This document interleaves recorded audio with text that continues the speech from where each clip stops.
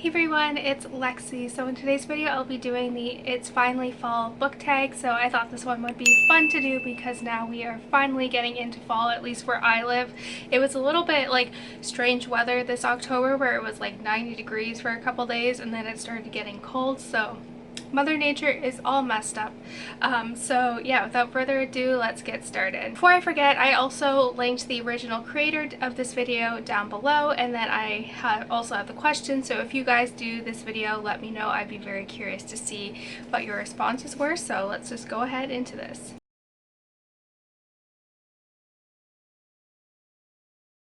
Great Alone by Kristen Hanna. I found this one to be very atmospheric because it takes place in Alaska. So it follows a girl whose family picks up everything and they end up moving to Alaska, and while she's there, there's kind of all these like her family kind of starts to fall apart, and I won't kind of spoil anything about that, but the way Kristen Hanna was able to describe the Alaskan wilderness and just kind of being up there where it's either bright all day or it's dark all the time, just having that atmosphere, like I could totally picture myself living in the cabin with these characters, going to town, seeing this wilderness that they are in the heart of. I could totally picture that. It's very vivid, atmospheric, and you can just totally immerse yourself into this book.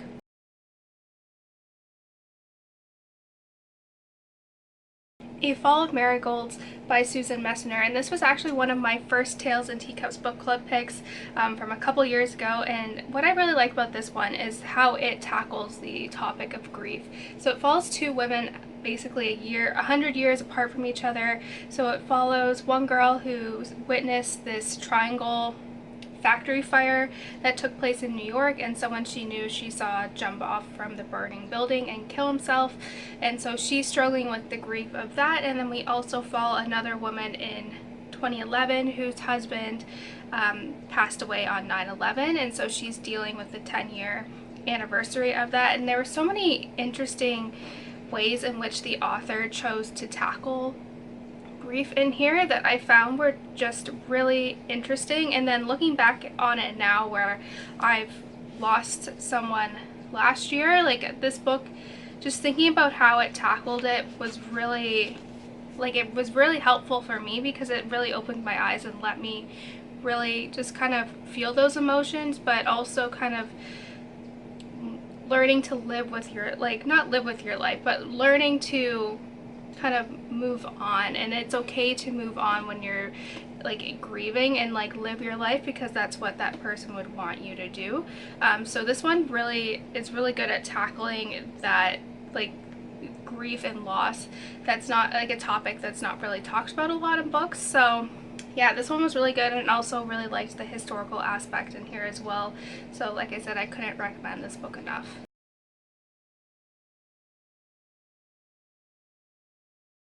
I'm not really big on nonfiction. I find that it's just like reading a textbook, so I don't enjoy very many of the nonfiction books that I read, but this is one that definitely stands out, and it is Quiet by Susan Cain. And this is a book that talks about introverts and just not the science behind it, but also kind of the power of being an introvert, and how it does a good job at canceling out extroverts, and how there is a power in being quiet and being observant. And as you can see, I took little tabs here. There are so many things in here that I was like, oh my gosh, that describes me, that describes what I'm feeling. And yeah, it was just really nice to have a book that I could easily relate to in that sense and be like, oh my goodness, that makes perfect sense. And it made me see what I've always been told as being an introvert as a weakness. It made me see it more of a kind of a power and a strength. And so I very much am grateful for this book. I learned so much about myself, and just how I don't know, it let me kind of own my introvertedness, so it was very good.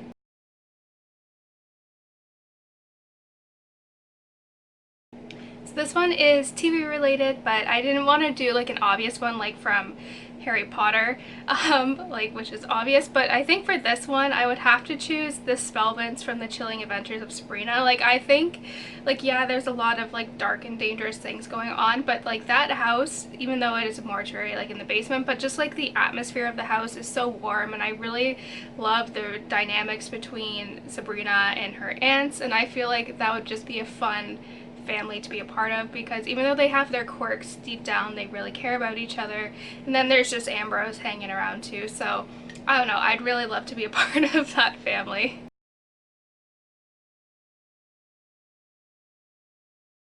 Alrighty, so here are the fall themed book spines, which was actually quite challenging because I don't have a lot of books where spines were in this shade zone, so that's why it kind of goes from dark, because it's dark outside a lot now, dark red because some leaves are very bright, like the bright dark red, if that makes sense, and then it slowly goes up to kind of a orange, like pumpkin orange.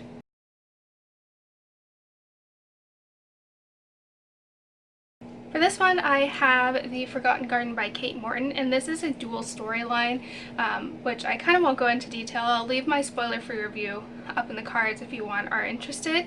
But what's unique about this one is there's a mystery involved with the identity of this girl's grandmother and her family, like the grandmother's family that she never knew. They kind of just shipped her off on a boat, abandoned when she was a kid, and her granddaughter kind of finds that about her, but she's very interested to find like her family history, and all that was left with her grandmother when she was on this boat was this book of like fairy tales that aren't, it's not like a mass marketed fairy tale, it's one that is more so just like a one and only edition. So this book very much ties into the family history, who was this mysterious woman that somehow is connected to her grandmother's past. So this one I thought would be really good because it's inadvertently about a storyteller, but the storytelling book kind of interweaves itself into the plot. So this one is really good. I feel like this is actually the perfect book to read in fall too, because it's just like the gloomy, wet, rainy, like London atmosphere, which I think is like perfect to read in this time. But yeah, definitely pick this one up.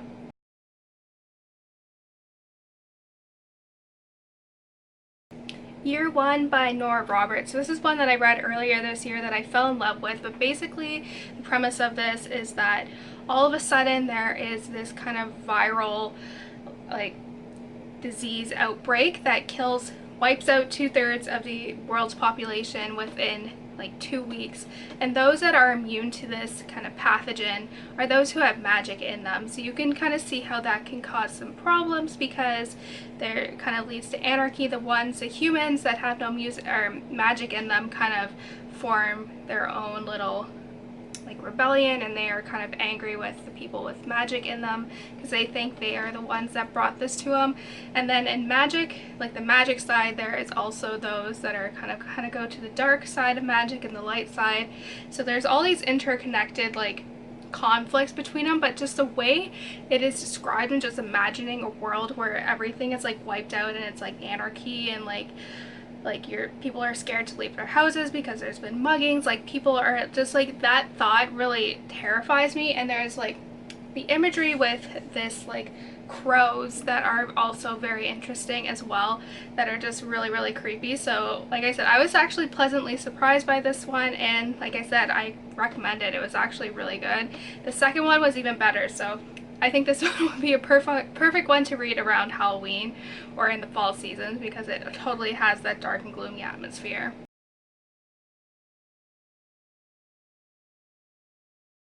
For this one, I would have to go with Someday Someday Maybe by Lauren Graham, and this is her fictional story, but also kind of ties in with her own story in a sense, where it follows this girl who's made this deal with herself that if she doesn't land an acting job within like a year from this date, she's gonna kind of give up acting. So it's kind of her deadline is approaching, and she's kind of trying to find her way with all of that stuff. But this one is just it's just a fun, quick read. It also kind of has like Lauren Graham's kind of like very fast-paced humor in here as well, which was really fun. But it's just like a cute, happy read. I read this when it first came out like a long time ago, but it was just really cute. It was fun. I just had like, it's just one that's really like lighthearted, and it doesn't take like an emotional toll on you, but it just makes you feel happy, which I think it's always nice to have a book that can spark that emotion in you.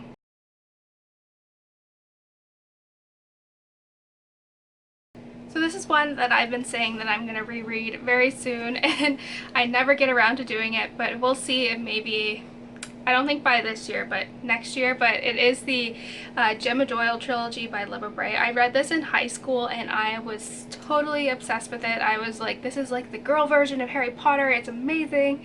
But I really love the gothic Victorian setting in here that is just totally creepy. And like I said, I was so invested in this series. I remember reading this in grade 10, and I just loved it so much. Like part of me is like scared too that I won't love it as much as I was like when I was younger, so maybe that's why I'm holding off. But it's just a very interesting setting. Well, it's this girl who gets sent off to boarding school after her mother passes away, and while she's at the school, she finds out that she kind of has these paranormal capabilities, and it kind of goes off from there.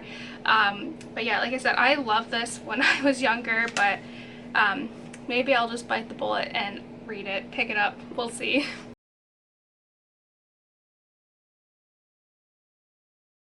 For this, I think I would have to say sweaters. Like, not like, you know, like the thick wool ones, like the ones that are just like baggy, like the ones that people used to wear in the 90s. Just like, I'll grab one right here real quick. So these are the three that I gravitate towards the most. This is like my Taylor Swift Reputation reversible one. That's really cozy. This is my one from TNA that I rediscovered that is very fun. And then also probably my most famous one is this one, and it had like my school logo from my master's, but it's just like the loose baggy ones that are just like, they're just really cozy, and I love getting, like, even if it's like as soon as I get home, I get my jammies on, I put one of these on because it makes me feel super cozy. So that's it, guys. Thank you guys so much for watching. I hope you guys enjoyed this video. Let me know in the comments below what some of your fall favorite things are and all of that stuff. So yeah, thank you guys so much for watching. Don't forget to give this video a thumbs up, and I will see you guys next time. Bye, guys.